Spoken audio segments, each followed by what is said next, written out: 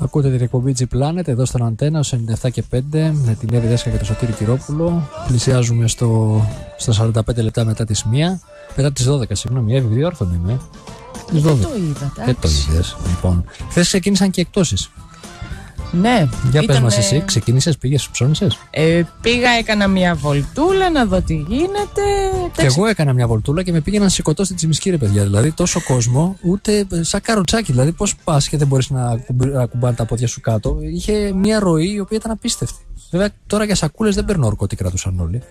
Μπα, σακούλες και εγώ δεν νομίζω. Ο κόσμος πάντως ήταν πολύ. Ήταν πάρα πολύ κόσμος. Βοήθησε και ο καιρός, κατέβηκε και κόσμος εκτός Θεσσαλονίκης, πιστεύω. Ωραίο μεταφορικό μέσο πάντως. Ναι, ενδιαφέρον. Έτσι λοιπόν. Οπότε, να δούμε λίγο γενικά τα πράγματα. Ναι, να μιλήσουμε με κάποιον πιο ειδικό, νομίζω, να μας πει και τι γίνεται. Ο οποίος έχουμε στη γραμμή τον κύριο Αθανάσιο Δαδάλα, ο οποίος είναι ο πρόεδρος των Επαγγελματιών Βιοτεχνών και Εμπόρων Ανατολικής Θεσσαλονίκης. Καλημέρα από εμάς, τι κάνετε? Καλή σας μέρα. Καλά είστε? Πολύ καλά, εσείς? Πώς ξεκίνησαν οι εκτόσεις? Δώστε μας μια πρώτη εικόνα που σίγουρα έχετε για τη χθεσινή μέρα. Πρώτον θα ήθελα να σας ευχαριστήσω για μια ακόμη φορά που δίνετε χρόνο για να μπορούμε να ενημερώσουμε τον κόσμο για την αγορά, και θα ευχηθώ σε εσάς και στους ακροατές καλή χρονιά. Και όσον αφορά τώρα για την αγορά, χθες ξεκίνησαν οι εκτόσεις.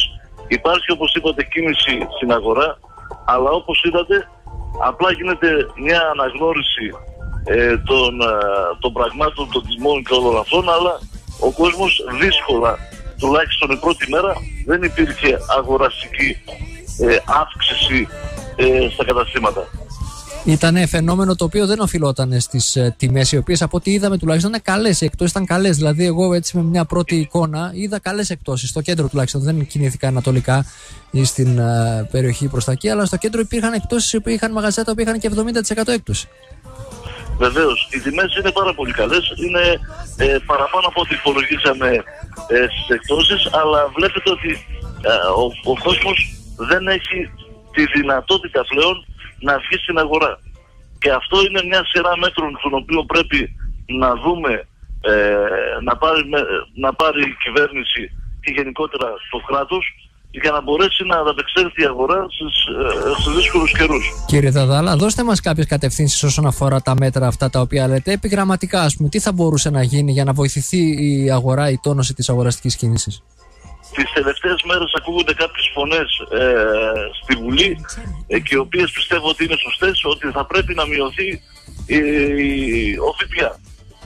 Δεύτερον, θα πρέπει πλέον να σταματήσουν να χρηματοδοτούν τις τράπεζες και να ανοίξει τις τρόπικα των τραπεζών, να διοχετεύσουν χρήμα στην αγορά, χρήμα το οποίο πραγματικά δεν θα χαθεί και θα επενδυθεί να ενισχύσει την αγορά. Ώστε ο επαγγελματίας να έχει τη δυνατότητα να έχει χαμηλές τιμές για να μπορεί να ανταπεξέλθει στα έξοδά του και ο κόσμος να μπορέσει να μπει και να αγοράσει. Αυτό πιστεύω ότι είναι μια καθαρά πολιτική. Και μια πολιτική η οποία δεν μπορεί να την εφαρμόσουν μόνο για τα στιματάρχες. Είναι μια γενικότερη πολιτική και του κράτους που πρέπει να έχει τη σιγουριά ο επαγγελματίας ότι υπάρχει ένα κράτος το οποίο ανά πάσα στιγμή είναι δίπλα του και μπορεί να το στηρίξει. Μέχρι σήμερα δεν γίνεται κάτι τέτοιο. Μιλάτε, κύριε Δαδάλα, για μια καθαρά αναπτυξιακή πολιτική από ό,τι καταλαβαίνω και όχι φοροεισπρακτική ή μαζέματος που λέμε. Δηλαδή μιλάμε για μια πολιτική η οποία θα δώσει μια ανάπτυξη στον κλάδο ο οποίος μαστίζεται αυτή τη στιγμή, έτσι, για να είμαστε ειλικρινείς, η οποία αυτή η πολιτική θα μπορέσει να ανατρέψει λίγο την κατάσταση, την υπάρχουσα κατάσταση. Θα συμφωνήσω ότι διανύουμε πραγματικά το κράτος μια οικονομική κρίση. Αυτό όμως δεν σημαίνει ότι σταματάμε να κάνουμε την κοινωνική πολιτική. Πιστεύω στους 14 μήνες ότι ήταν καθαρά ένα κράτος εισπρακτικό και μόνο. Δεν υπήρξε ανάπτυξη σε κανένα τομέα. Ας μου προσδιορίσει κάποιος έναν τομέα που υπήρξε έστω ένα ψεγάδι ανάπτυξης ή που να θεωρεί ότι αύριο μεθαύριο αυτό μπορεί να επιφέρει κάποια καλά. Σε έναν τομέα. Δεν υπάρχει ένας τομέας. Ωραία η κρίση. Η διαχείριση όμως εσωτερική ενός κράτους, πιστεύω, και οι κοινωνικές παροχές δεν σταματάνε σε ένα κράτος. Εκτός εάν είμαστε σε πλήρη πτώχευση και δεν μας το λένε. Λίγο απεσιόδοξα ακούγονται όμως όλα αυτά, κύριε Δαδάλα. Απεσιόδοξα είναι, δεν ακούγονται. Είναι πραγματικά η κατάσταση είναι, εάν ελέγξετε εφορίες, ταμεία, επιταγές στα δικαστήρια, καθημερινά είναι επαγγελματίες εκατοντάδες οι οποίοι δεν έχουν να πληρώσουν.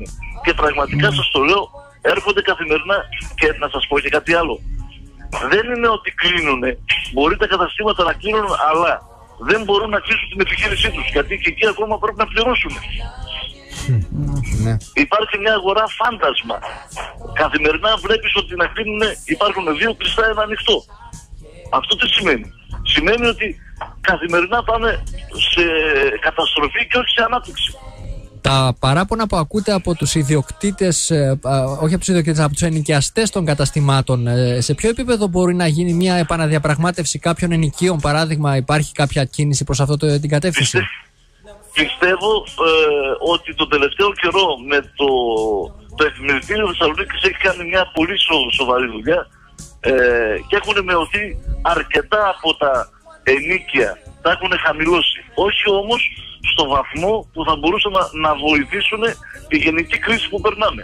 Όμως δείξανε ένα μικρό ενδιαφέρον και υπάρχει με μια στατιστική που έχει κάνει το Επιμελητήριο Θεσσαλονίκης, υπάρχει αυτή η σκέψη. Δηλαδή γίνεται κάτι. Όχι όμως στο βαθμό που θα μπορούσαν να εξυπηρετηθούν όλοι στην αγορά. Κύριε Δαδάλα, θα μπορούσαμε να μιλήσουμε και για αλλαγές στα ωράρια των καταστημάτων? Είναι μέσα στην πρακτική σας ή μέσα στην ατζέντα σας?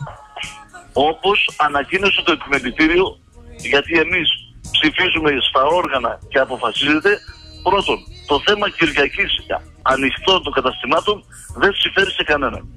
Είναι αύξηση των εξόδων και στην ουσία τι? Δεν θα μπορεί να πάει να ψωνίσει την Παρασκευή και να πάει την Κυριακή να ψωνίσει κάποιος? Δηλαδή έχει χρήματα την Κυριακή και δεν έχει την Παρασκευή.